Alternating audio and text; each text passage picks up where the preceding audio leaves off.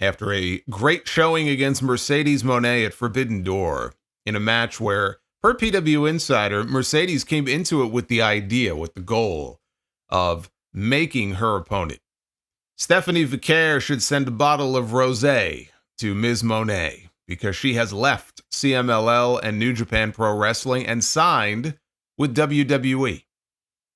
Yeah, I swear I've heard at least 3 different pronunciations of this woman's name.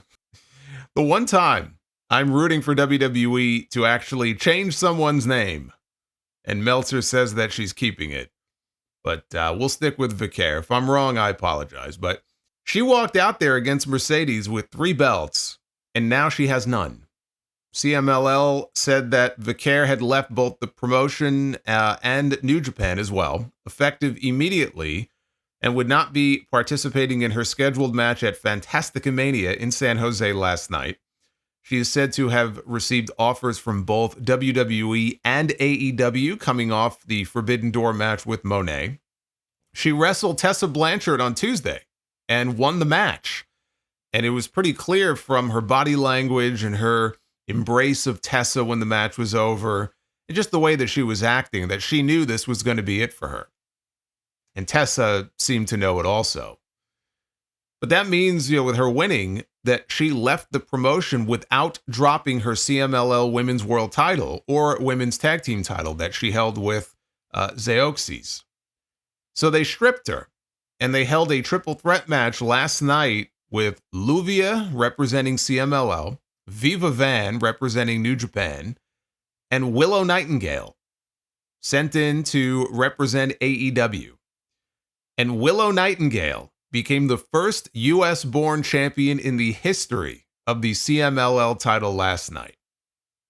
Over the past year, she's held the New Japan Strong Women's title. She won the Owen Hart Cup last year. She won the TBS title. And now she has won the CMLL Women's title. Not bad. Not bad for Willow.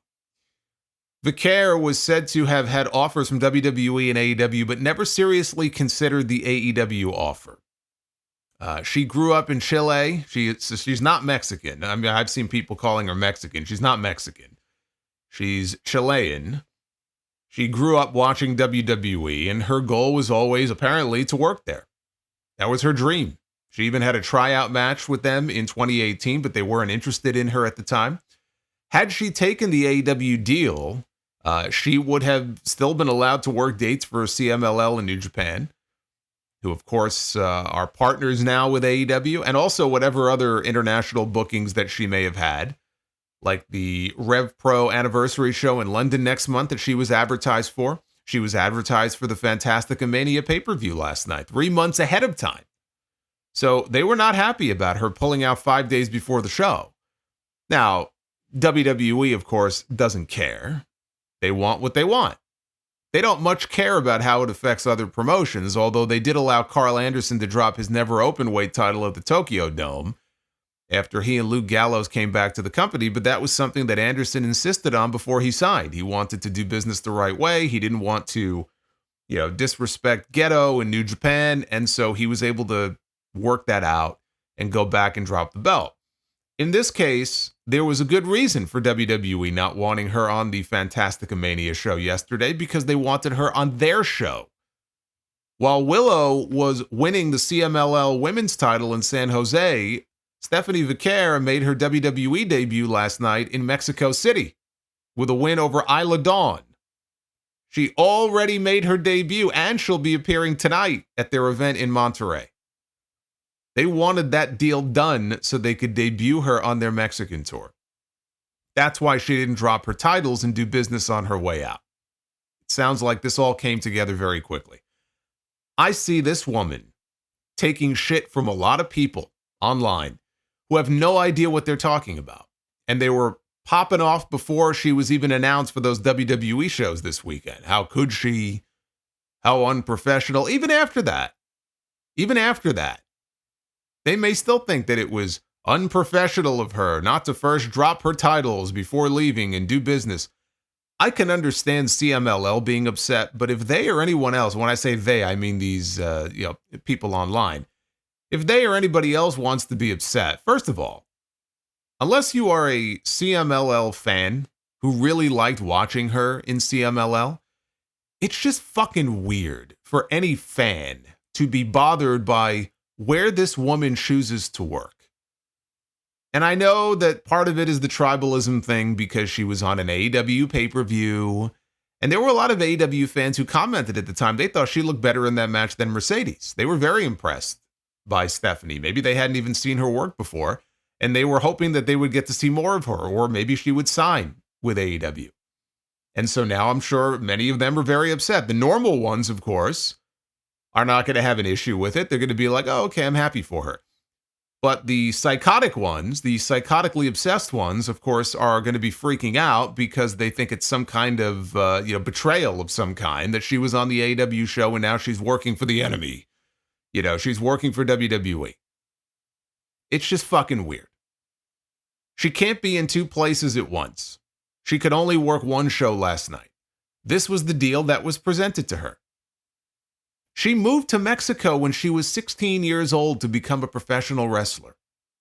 She tried out with WWE once before. She didn't get it. So she improved, and she got better, and she made a name for herself. She got over big on that pay-per-view 2 weeks ago. They probably saw that, and they hit her with a great offer. Or if Tony Khan made her an offer, maybe she got word to WWE that, hey, I got this great offer over here. Just wanted to see if there might be any interest from you guys before I commit to this deal. And they said, wait, hold up. Don't sign anything. Let's work something out. We don't know who hit up who first. Probably the former. But it doesn't matter. She took the offer that was presented to her. How can anybody fault her for that? I don't understand why she is catching shit, frankly, from anybody. Apparently, she had a longer-term deal with CMLL. They have let people out of their deals early in the past when they get a big offer to go to WWE or AEW. So having a long-term CMLL contract doesn't necessarily mean you're locked in for the duration. Probably anywhere but AAA, they would let you go. But they do so with the understanding that they being the wrestler who wants to leave, will do business on the way out. So if they're a champion, they'll drop their title, or they'll, let them book them in some kind of send-off match so they can get a big, house out of it. That didn't happen here. She just up and left. Yes, because WWE felt they needed her now for this weekend. It's not like WWE gives a shit. They could not care less. They have no relationship with CMLL. They have no relationship with New Japan.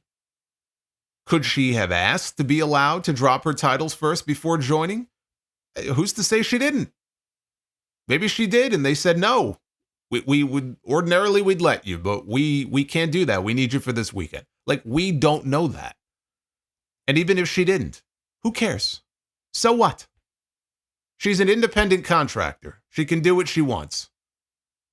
Now, if she took the CMLL women's title to NXT and dropped it in the garbage can, that would be a different story. But otherwise, I just think this is all silliness.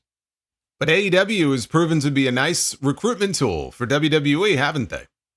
They suddenly took a great interest in Dragon Lee after his appearances on Dynamite, too. Now, I'm not saying he wasn't already on their radar, or somebody didn't already recommend him. I think it might have been Andrade who recommended him, but, or that she wasn't on their radar either. But boy, it took all of 2 weeks after she showed up on that pay-per-view to lock her down. It's not like she hasn't been killing it for at least a year now down in Mexico, right? Why did it take this long? She's been the top female star down there for a while now. But now she's going to have the biggest possible platform to showcase her talents, and I think she's going to do very well. That's a big pickup for WWE. Shawn Michaels already posted a tweet welcoming her to Orlando, so it looks like when she starts full-time, it's going to be with NXT. NXT is also where Julia is going to be starting soon. Poor Roxanne. Poor Roxy. If Julia doesn't make mincemeat out of her, then Stephanie will. But boy, you look at the talent that WWE has right now and that they have been recruiting. You got Julia on her way in. Stephanie Vaquer on her way in. Jordan Grace is undoubtedly going to end up there early next year when her TNA contract expires. Not a doubt in my mind. There's been a lot of chatter about Delta, which is not just some shitty airline. She's an independent wrestler. I didn't know too much about her myself, but she's an indie wrestler out of Australia. She's been wrestling for Riot City Wrestling, which is the same promotion where Rhea Ripley made her name before signing with WWE. WWE held tryouts in Australia when they were down there for Elimination Chamber earlier this year. And the belief, this is not confirmed, but the belief is that she signed already with NXT and that they're just holding off on the announcement until they unveil their next class of PC recruits. Now, I've seen some of her work. She's really good. So you've got those names. Plus, you've got Rhea, you've got Bianca, Io Sky, Bayley, Charlotte Flair is going to be back soon. Becky Lynch is eventually going to be back. Tiffany Stratton is going to be a huge star. Asuka is out hurt, but she'll be back. Jade Cargill is still a work in progress, but she's going to be a mega star regardless. Then in NXT, you've got Roxanne, and you've got Lola Vice, and you've got Sol Ruka. I mean, they are stacked when it comes to their women's division. So is AEW, by the way. They've got Toni Storm and Mariah May and Mercedes Moné. They just got Britt Baker back. Jamie Hayter will be back eventually. They've got Athena toiling away in Ring of Honor, but they've got her under contract. Chris Statlander, Willow Nightingale, Hikaru Shida, Thunder Rosa. Yeah, that's not even all of them. This is the best that the women's scene has looked ever in the history of women's wrestling in the US. I'm talking domestically, okay? I'm not talking Japan and all Japan women in the early 90s and Stardom and all that, because that's you factor them in there and you've got a competition there. But I'm talking domestically in this country. The women's scene has never been better and more stocked with talent than it is right now. And to that end, there is a story going around that WWE is considering creating 2 women's midcard titles, a women's Intercontinental title and a women's US title.